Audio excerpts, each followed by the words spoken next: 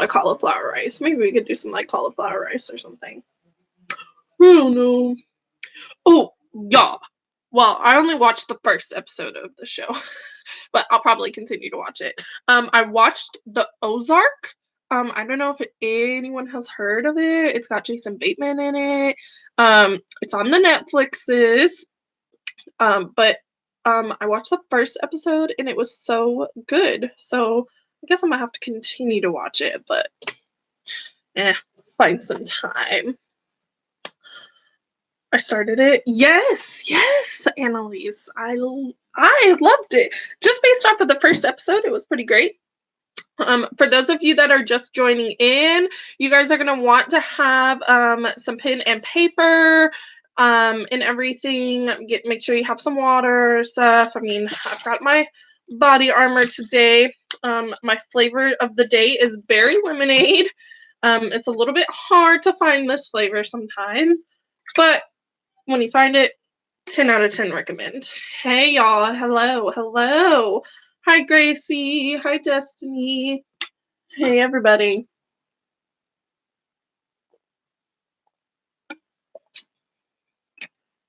Waco? So the show I started was The Ozark. But then Waco, some of the people I live with, hey Joanna, they binge watched it within like 2 or 3 days. So maybe I might watch that one. I don't know. I know The Ozark is pretty long and I know Waco is pretty short. But I don't know. We'll have to see. Amber Combs says, when my mom has kittens, does anyone want a kitten? If you want a kitten, let Amber know. But you guys, here's my daily reminder for y'all. Don't forget, you need to take your stuff out of the fridge. Make sure you got your stuff out of the fridge to be able to do everything. Hold on, I gotta answer this.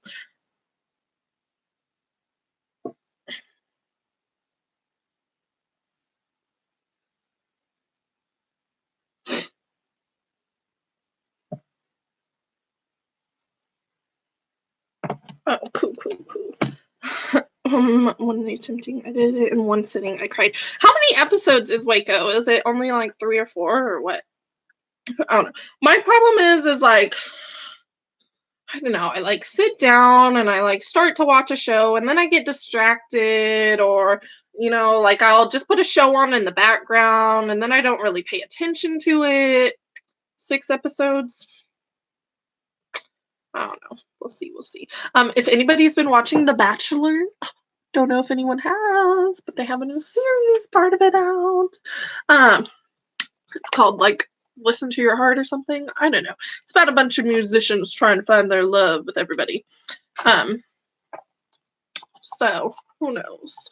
The Waco, Emily, the Waco show or the Bachelor one? I'm the same. I can't binge watch. Yeah. If it's about the Waco show, I believe it's about what happened, the bombing, right? I don't remember. But I've heard really good things about it. As soon as I recognize it, I'll remember it right off the top of my head. But you guys, go ahead, get your paper and your pen. Yes, okay, yeah, the standoff that happened over there. It goes into the details of everything.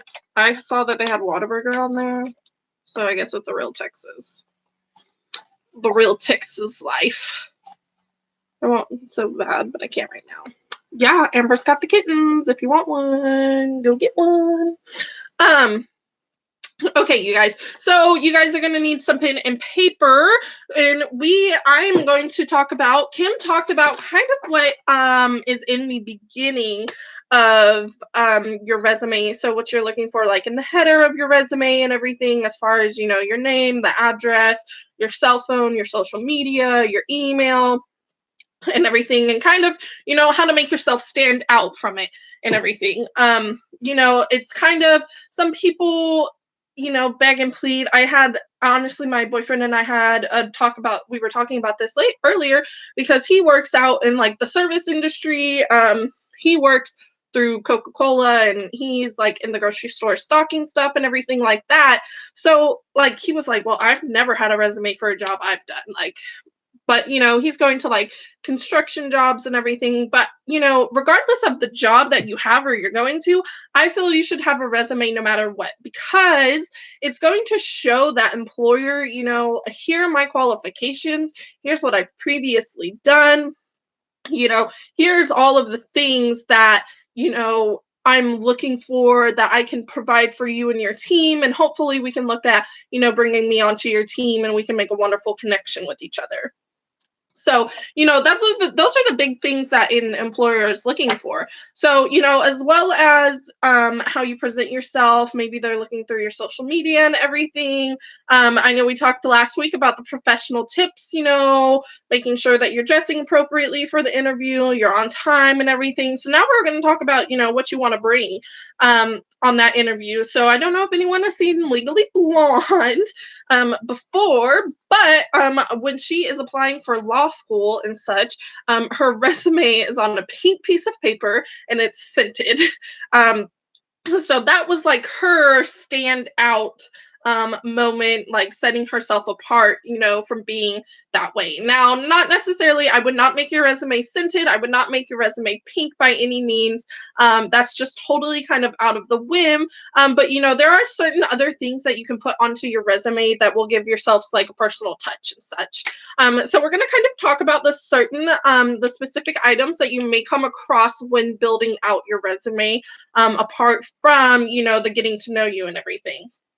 So the first thing that you're looking at is going to be the professional title. So you want to make sure that you're using a title that fits the description of the job you are searching for. So on mine, at the top of your resume, you want to have the title that you are going for from that company. So an example would be if they have an SSL listed, you on your resume do not want to put that you're seeking the SSL position. That's simply just because, you are not, it's not necessarily the professional term. You want to write everything out. You don't want to have the acronyms on there. So instead of putting SSL, you would want to put senior sales lead. So you definitely want to make sure that the title goes along with everything and that you're keeping it all in proper formatting. And you especially don't want to start off with doing, your acronym, and then continuing on and not, and then using that acronym later on in your resume. You always want to make sure that you use senior sales lead, because that's going to show them, the employer especially, that you know of what type of position you're looking for, that you have invested some time in looking up the company, you've done your research, you know the different positions that they have to offer and how you could be a benefit to them. So when everybody has this down, just let me know. Don't want to move along too fast for y'all.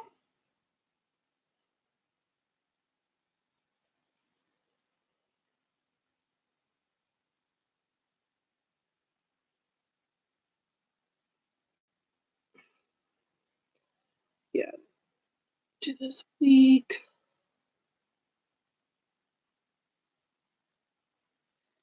Oh, some cats. Amber's got the cats. When your mom does have the babies, Amber, you gotta post the pictures in the group, the Facebook group.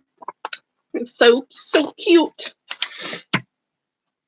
So, like I was saying, I just have another example for you guys.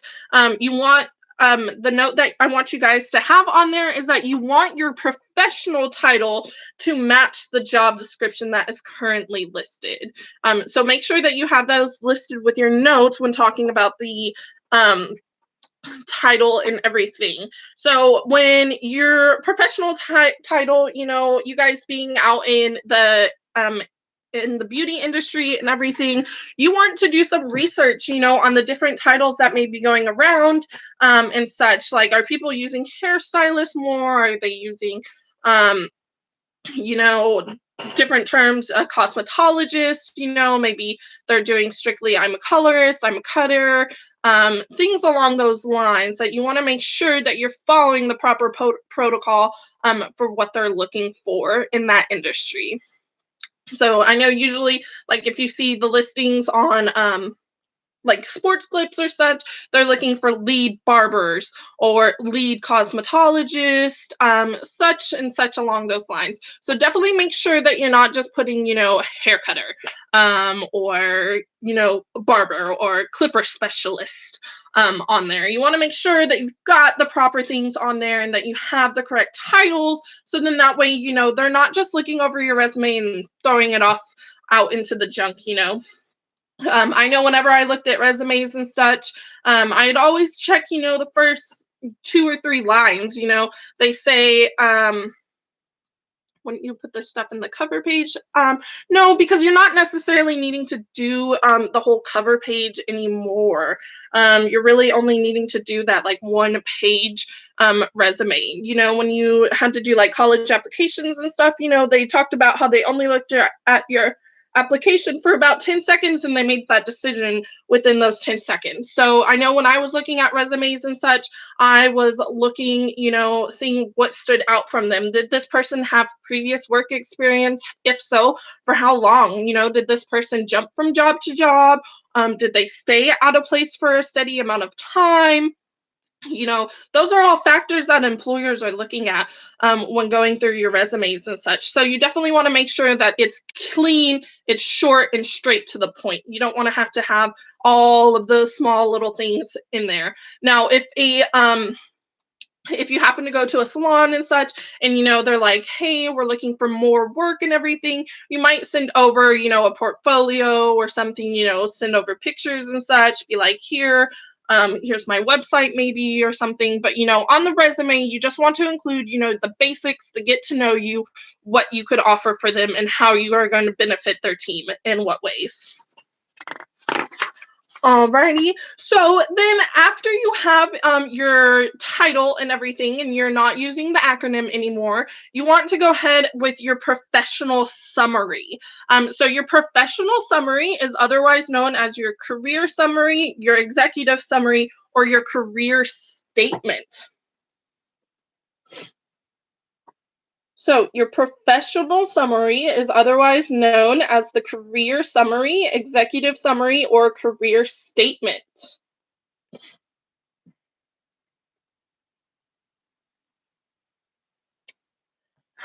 Wow, Steve, thanks.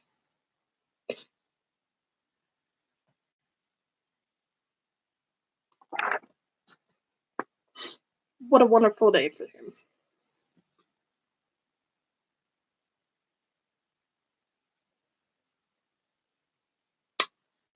Aubrey says, do you think including your social media hair page is unprofessional, just in case they are curious and looking at your work that way?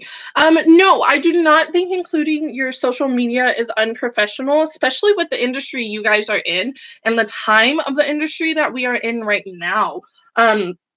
Sorry, I kind of moved this away.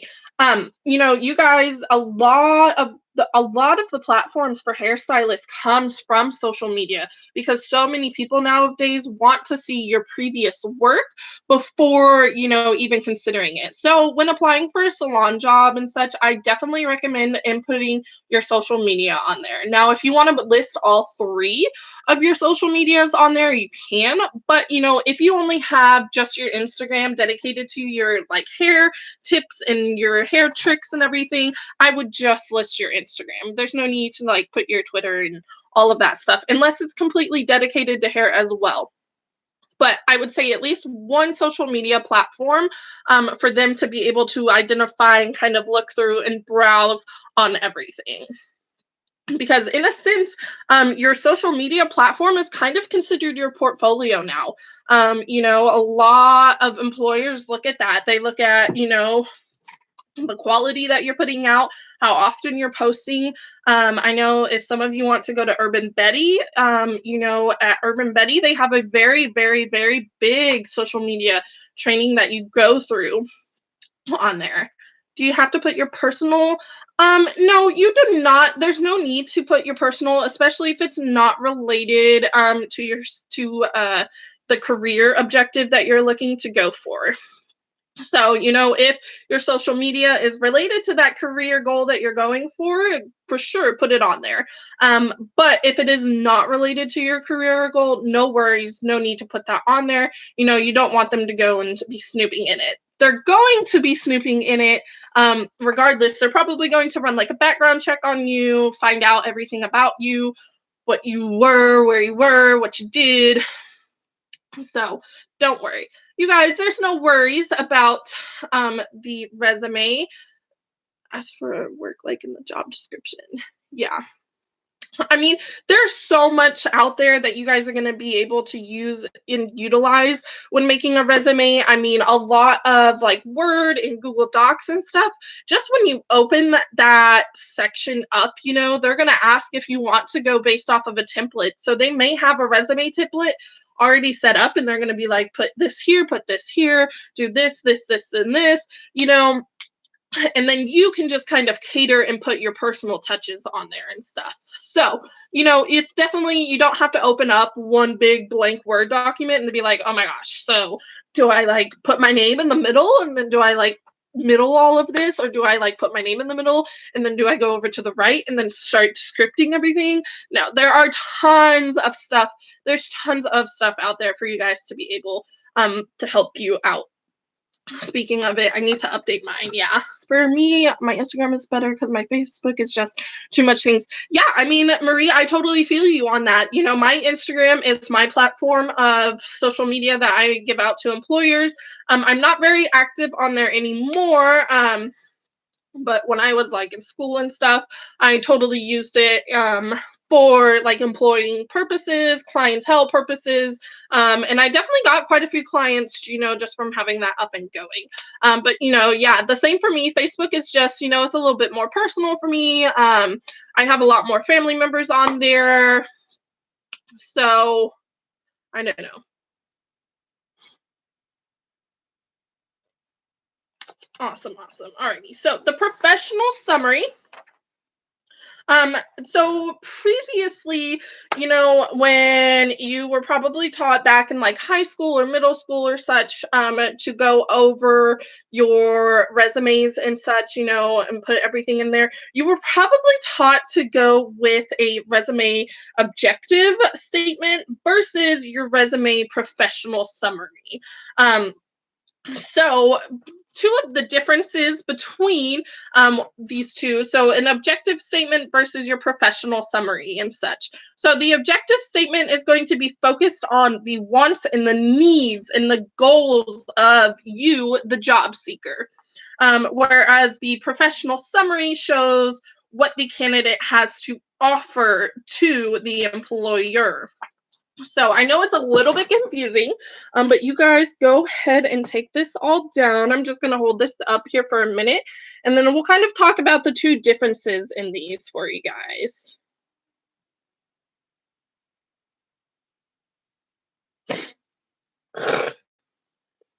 Sorry, y'all. My allergies are just through the roof.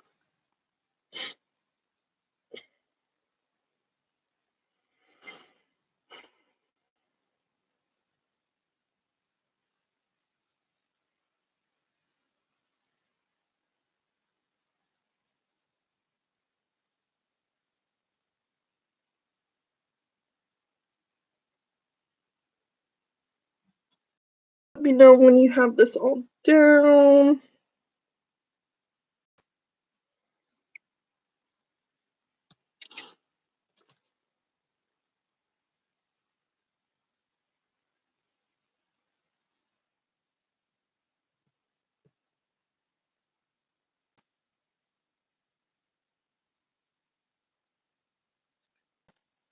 No worries, Zuli. You're just going to want to go ahead and get some pen and paper. We're going to take down some more notes going over how to build your resume out.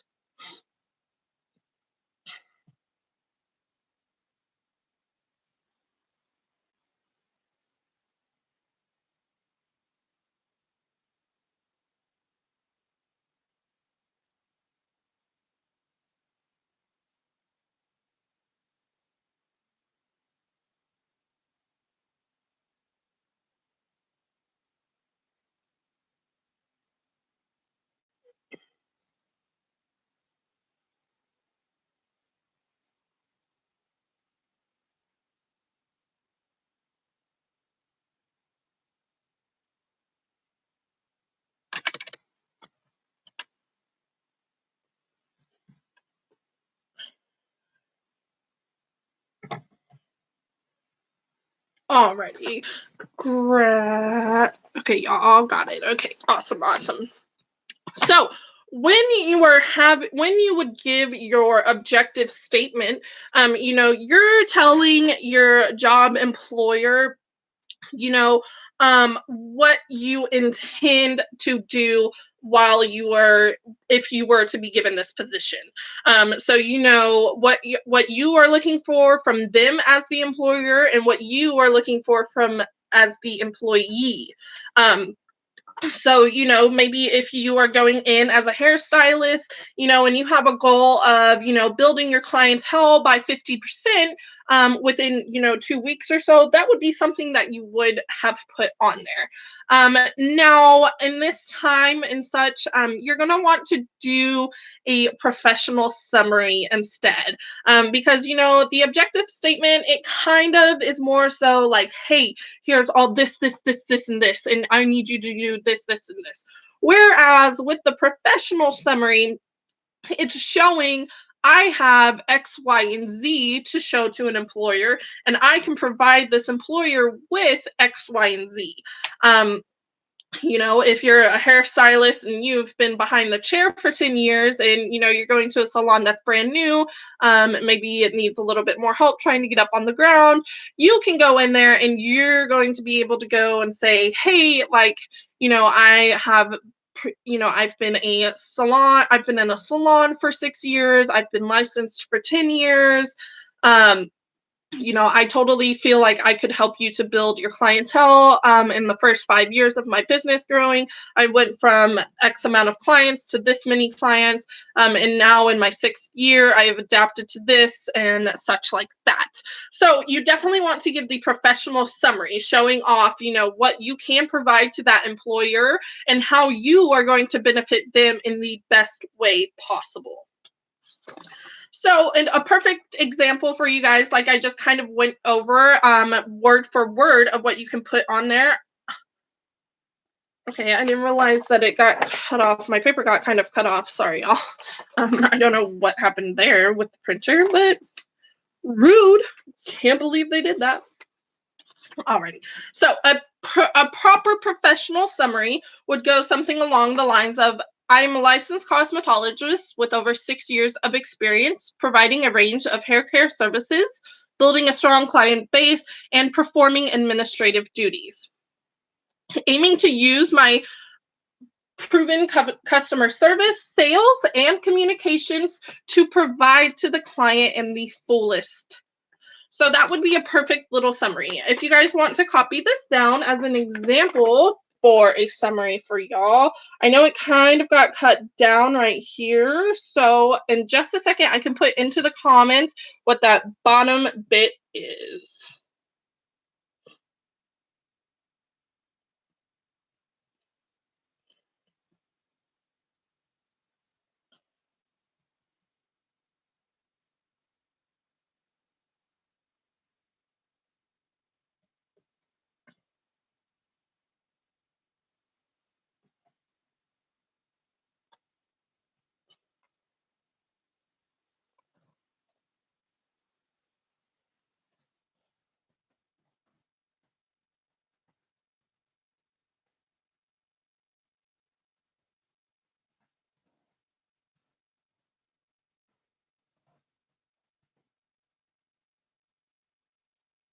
For the first job in the industry, yes, of course. Skills. Hold on. Let me put this over here into the comments for you guys, and I can talk about that for you, Annabelle.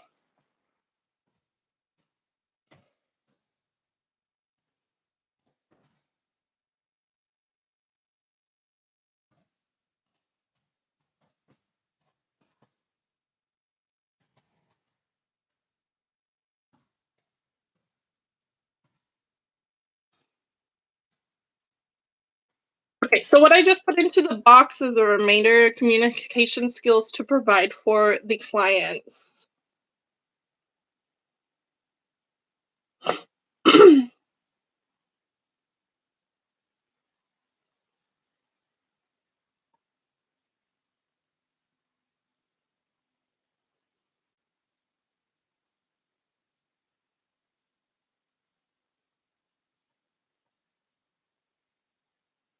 but changing careers is different.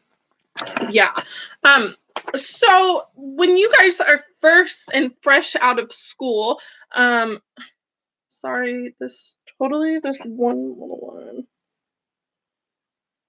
is over there. So when you guys are fresh out of school, your resume is going to be a little bit different than, what a resume of someone who has been out in the field for 10, 15 years is going to look like. So, Annabelle, you're going to want to list any previous jobs that you have that may deal directly with customer service. Because they may not directly correlate with your new career change and everything, but they do correlate with that sense of providing that sense of relief to your clientele. So by showing that you have customer experience, customer service experience especially, you are showing to them that you are able to carry on a conversation with a customer. You're very familiar with how a customer shops, how a customer may approach you. You're not going to be completely thrown off if a customer were to just come out to you out of the blue. It wouldn't be your first experience going in with that. I would list Baldwin under experience like a job. So you would list Baldwin under your education, like Brenna said, although it does function like a full everyday salon, you're going to want that to put that in your education, because although you guys were taking clients on the day-to-day all the time, and doing haircuts and color and everything, that's still considered experience, or schooling experience, because you weren't really getting paid to do that. It could, yeah, I wouldn't put it in both of those places. I would just list it under your education. Because, granted, you are working there, while you are in the interview, you can bring up, hey, while I was at Baldwin, during my experience of learning and everything, I totally, we took clients on the day-to-day. I did about anywhere from 3 to 4 clients a day, or 2 to 3 clients a day. So you want to tell those people, or tell that interviewer that you do have quite a bit of salon experience. It just was not paid experience, because that was a part of your educational training. As much as it feels like a job and everything, you don't want to list it as a job, because you technically were not employed by them. You were going to school there. So, it's a little bit hard for that. I know it kind of sucks. I know you guys wish you could use that as much as you want to, but you can definitely be, telling them about, how, if you did back-to-back balayages every day, or you always did haircuts every day, or clipper cuts every day, that's something that you want to personalize to them while they are in, while you are in the interview, for sure. Because, at the end of the day, it was your education, as much as it was, even if you were going to college or such, you wouldn't list, that you took a business introduction class, and even though it was like a 5-hour class and such, I built a lot of resumes for people, or I did stuff for people and such like that. It's still considered your education, as much as you wish you could list it as, a career or previous work experience. It's a school, but I still describe my work experience at the school. Yeah, that's a perfect way to put it. You want to describe that work-like experience that you had, but I definitely would not put it under work. I would put it under your education experience. So back to what Annabelle was talking about, a good summary for you guys being your first time out being out in the salon and such, would be, you would want to put how long you've been licensed for. So, if you are a recent graduate, you would want to put recent cosmetology graduate from Baldwin Beauty Schools. I've spent the past year studying hair coloring theory, hair cutting theory, X, Y, and Z. So, and then you would want to continue on with that. You are servicing the clients on the day-to-day basis, working in the clientele structure, in a salon structure and such, and even doing sales, because sometimes you guys sell the shampoo and conditioners up at the front, or maybe a skin cleanser or such. So you definitely have tons of experience to put into a summary, being a first timer, within whatever industry you're going and looking for, but you definitely are not going to have a long paragraph summary as your first experience in a job, for sure.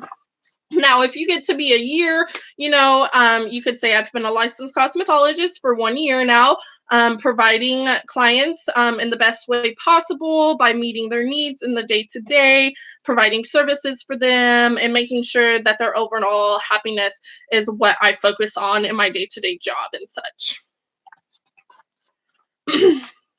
So, some areas of expertise or core competencies you want to be including, maybe a couple of keywords here and there. So, if you notice on like a job description that they are looking for like a clipper, a barber, that does tons of clipper cuts, when you're talking about your like summary right here, you may want to include something along the lines of, um, uh, multiple or clipper, confident with the clippers, or confident in cutting hair and such, because those are going to be key words that are going to stick out to an employer if they're looking for something. Maybe you're a color specialist, or you are a hair cutting specialist. You've taken a master color education class, so now you're considered a master colorist. Things like that is what keywords you're going to want to be including in there. Chansey. Yes, from the North School, Morgan. So, some of the examples like I listed is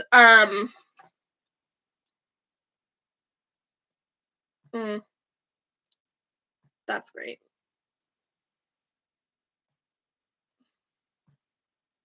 Ridiculous. Like, I just don't understand.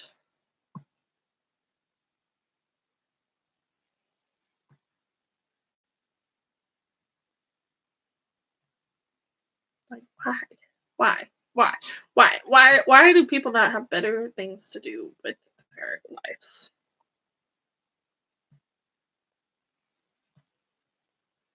Okay, y'all. I think we're all taken care of. The creepy person is gone. Okay, so like I was talking about, you want to have these different areas of expertise or these different keywords to show maybe an employee as they're going through, they're reading through your summary, maybe like blah, blah, blah, blah, and then they notice, that you're a master colorist. That's automatically in my head, especially, I'm going to be like, oh my gosh, okay, cool. Like, let me spend a little bit more time looking into this resume, and let me not just pass it on along to the next person.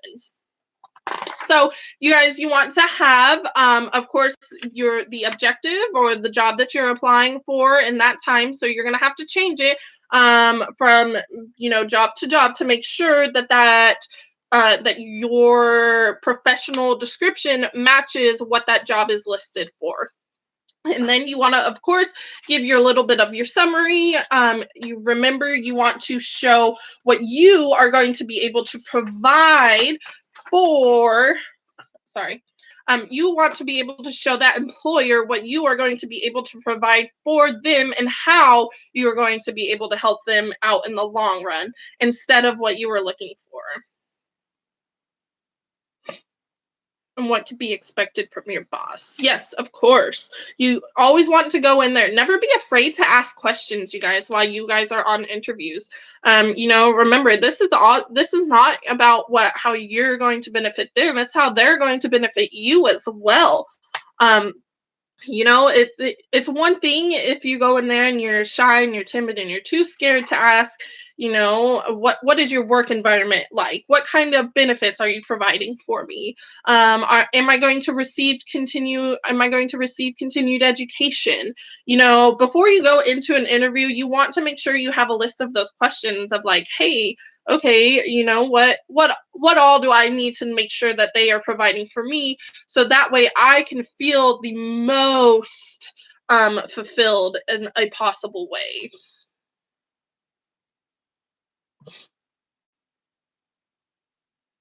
Okay. Hold on, guys. Let's take care of a little situation here.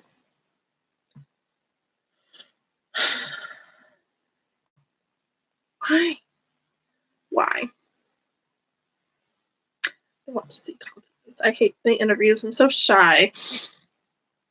Yeah, it's no worries when you guys are shy. Like it's okay to be a little bit nervous. Everybody's always a little bit nervous. It's a brand new place. It's a brand new thing for you to be coming into, and most of the time if you're going in for a job interview, you're also seeking, change within your personal life, fulfilling, lost voids that are within your life and such. So you definitely don't want to be scared to be asking questions and finding out the benefits that is going to help you. That dude has no life. I know, right? I know. They're ridiculous. Cheapies. Alrighty, you guys. So now that you've done like your first couple bullet points, you got your name, you got everything down, your social media, you've told them what all you're able to talk about, how you're going to be able to benefit them. As Julius, I always remember that I'm interviewing them as much as they're interviewing me. Yes, perfect. Alrighty, you guys. So now to the biggest part of what your resume makes up which is your work experience. So your previous work experience. So these can be all types of different jobs. So you want to list all of your jobs in reverse chronological order. So you want to have your most current job up at the very, very top, and then you want to go all the way down to your first job or, whatever job it is. Typically, the rule of thumb is to only include jobs that you have had within the last 10 to 15 years. You don't want to include your first job over at Sack and Pack, where you sold gum and, told the old lady Katie over at the corner, here's regular beer every day. You want to make sure that you're listing jobs that have benefit of people. So you want to make sure that you're not listing, that you walked dogs around the neighborhood and such, unless, of course, that's the only job you have to list, then, that's just how it is. That's what you want to do. You want to make sure that everything you put on there is all true as well, because sometimes they're going to want to contact those previous employers. I'm actually receiving a lot of questions and can help you stand out. Yeah.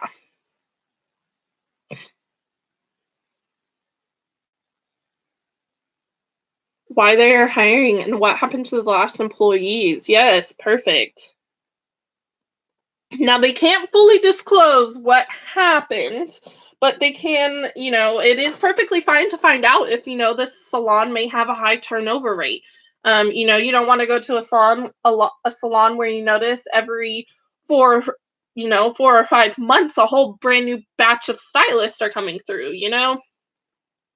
So you always want to make sure that you are prepared, you have your information about where you're going, what is going to happen, and how everything can change. As Victoria said, I've heard a lot of hiring managers aren't used to receiving a lot of questions, and can help you stand out. I like to write down my questions because I blink under the pressure. Yeah, no, totally.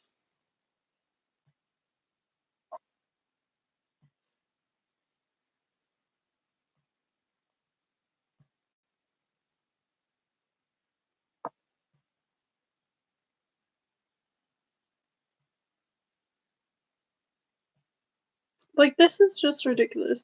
I guess you must have nothing better to do with your life, because here you are. Sad. Find some better hobbies. Seriously, dude.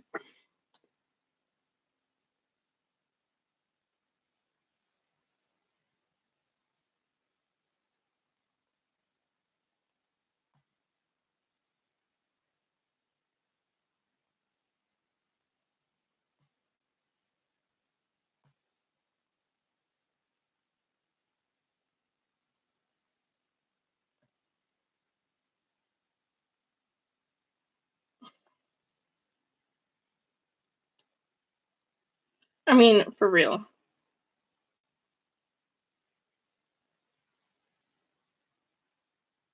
So you decide to be gross, right? Right, Mary Helen, right.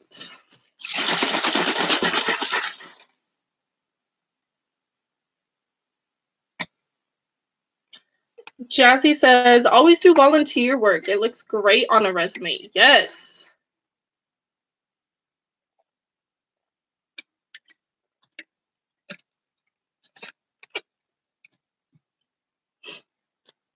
Alrighty. So as I was saying, the rule of thumb is you want to do 10, you want to make sure that it's 10 to 15 years, nothing, before that.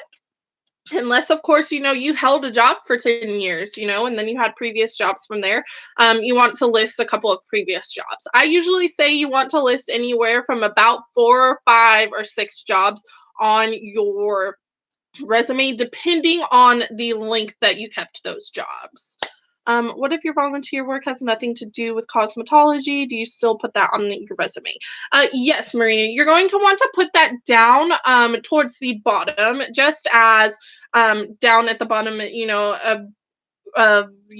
previous of different volunteer work or different awards that you may have had. Down at the bottom, I'm going to talk about what you're going to want to do with all of that. But yes, even though it's not related to the workforce or your current workforce or anything, showing that you have volunteer work shows that you have that personability that a potential employer could be looking for.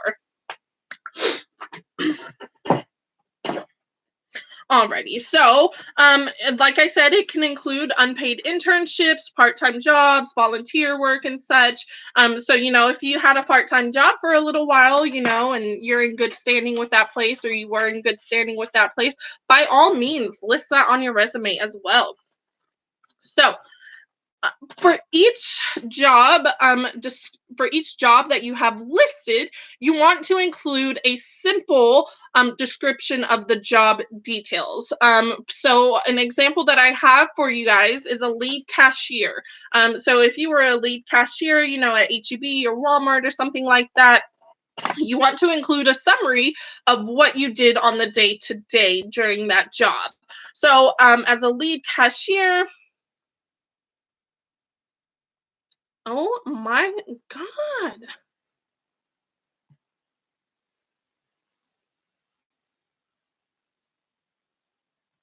Like, it's just ridiculous. I guess I can't report someone enough for them to be out of the way.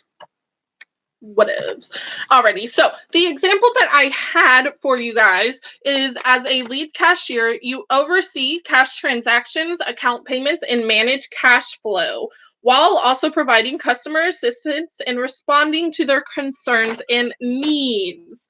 Yeah, I've blocked him about 4 or 5 times now. So I guess YouTube just does not care.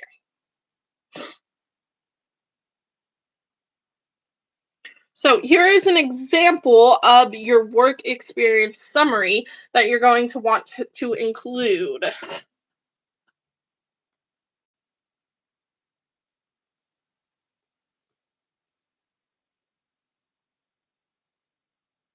Sell your prospective employers such as information about yourself. Yes.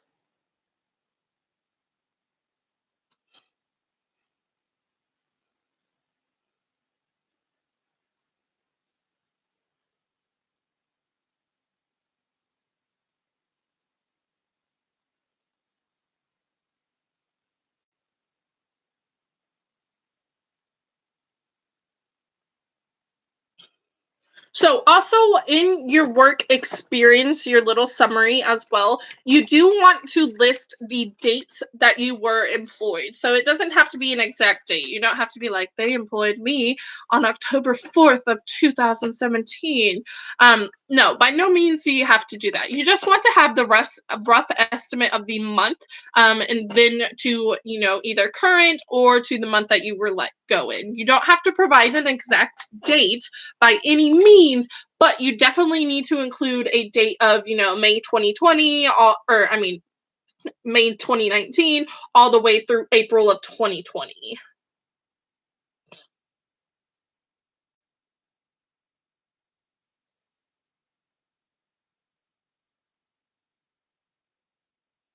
If it doesn't get attention, it will go away. Hopefully so.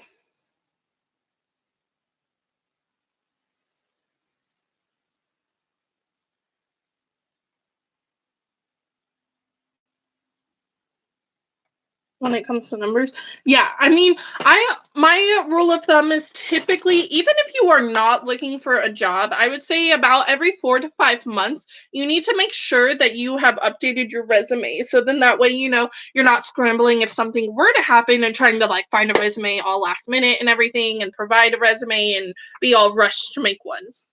So I definitely say to update your resume every 4 to 5 months or so, just so then that way it's all applied. When I applied with Baldwin, my previous jobs were 23 plus years before. Wow, that's crazy. My it's just for like my rule of thumb, I say 1 page, so that's why I always say to do the smallest amount, or just do just a very select couple of jobs. Alrighty. So, education and certificates.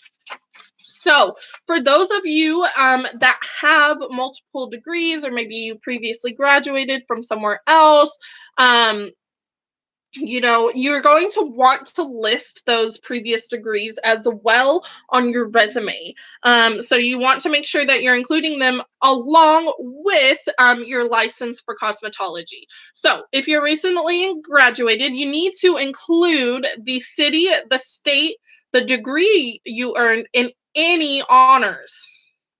So also, a quick note for this one is the rule of thumb is if it's 15 years or less, include the years that you attended. So if you attended school from, 2016 all the way through 2018 or something, you're going to want to include those on there.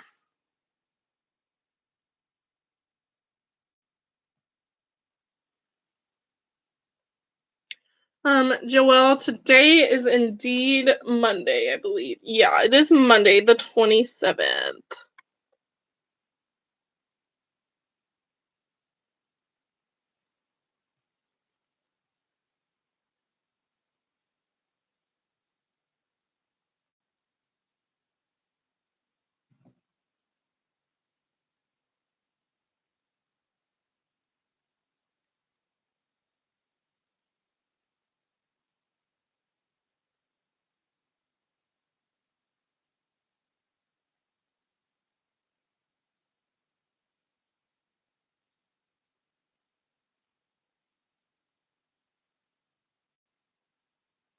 Can we use? Okay. Let's see. Jazzy said, "Can we use the certificates that we've earned from the school?" Yes, of course. So, down at the bottom, after you have listed everything, you can just say, you won best blow dry or best style out and such. Or if you end up having things like you end up getting your sugaring sugaring certification, your lash certification, your waxing certification, maybe you went and did a Brazilian blowout class. Those are all different certifications that you are going to want to list.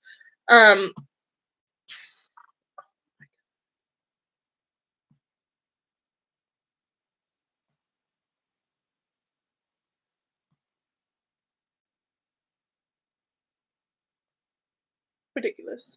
Ridiculous.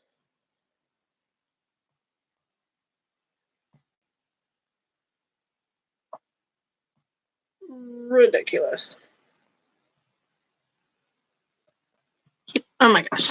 So you guys want to always make sure that you are adding any of those. So in addition to including the years that you attended that school, for you guys are going to want to include, especially now that all these new laws have changed over, you're going to want to include if you were a part of the 1,500-hour program, or if you were part of the 750-hour program, the 1,000-hour program, how long, how many hours did you put in to be able to receive that certification?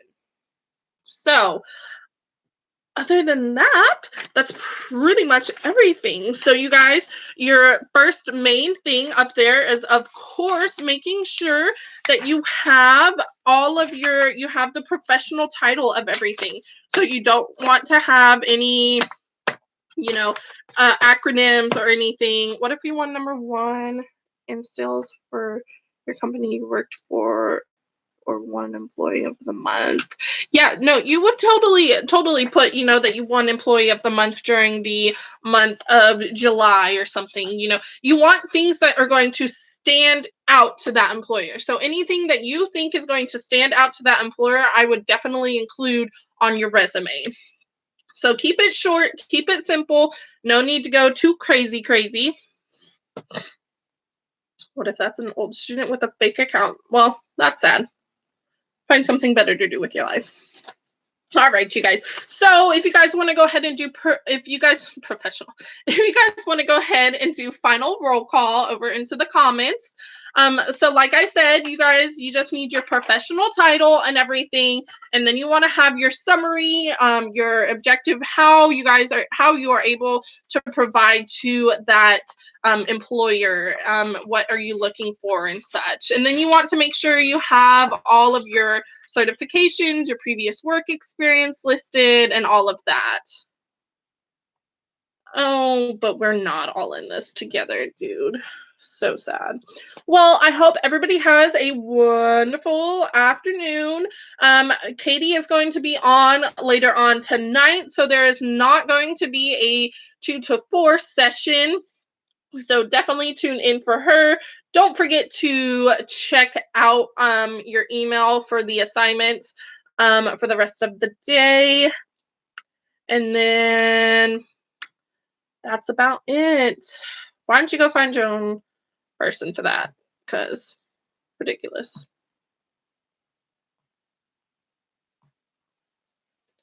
Alrighty. Y'all have a wonderful one. Don't forget to take something out for dinner tonight. Bye, y'all.